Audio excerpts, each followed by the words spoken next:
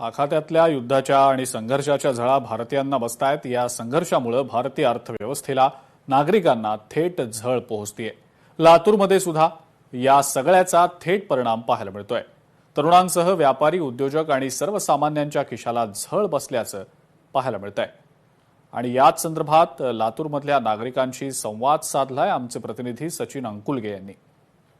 आखाती देशामध्ये झालेल्या युद्ध परिस्थितीमुळे जे आहे ती भारताच्या अर्थव्यवस्थेसह भारतातील अनेक व्यवसायावरती जे आहे त्याचा थेट परिणाम या ठिकाणी पडलेला आहे। आणि आपल्यासोबत सध्या याच विषयावरती बोलणारे साठी लातूरमधले काही मान्यवर आहेत, आपल्यासोबत बोलणार आहेत। आपण त्यांच्याकडनं जाणून घेऊयात की नेमका याचा काय परिणाम झालेला आहे। आखाती देशामधील युद्धाचा थेट परिणाम हा होर्मुझ स्ट्रीट वरती झाल्यामुळं आपल्या देशामध्ये तेलाची आयात कमी होऊ लागली, तेलाच्या किमती वाढू लागल्यात आणि साहजिकच जेव्हा तेलाच्या किमती वाढतात तेव्हा देशातील महागाई वाढते। तर कसं आहे, या महागाईला सर्वात प्रथम जे शासकीय जी धोरणं आहेत आणि केंद्र सरकारची जे काही धोरणं आहेत हे धोरणं खूपच किचकट आणि बिचकट असल्यामुळे हे एकतर त्याला काय म्हणतात त्याला आपलं त्याची जी नीती जी ठरवली गेलेली आहे केंद्र सरकारची ती याला कुठेतरी कारणीभूत आहे। शेतकरी म्हणून जर विचार केला तर ऐन पेरणीच्या दिवसामध्ये शेतीची मशागत करत असताना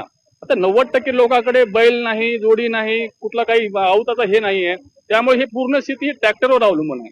ट्रॅक्टरवर अवलंबून आहे, मग ट्रॅक्टर तशी डिझेल लागतं।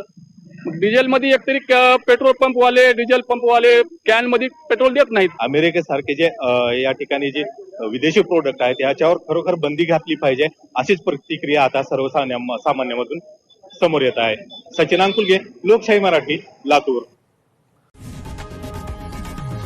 लोकशाही मराठी ऐका, पहा, जागरूक रहा।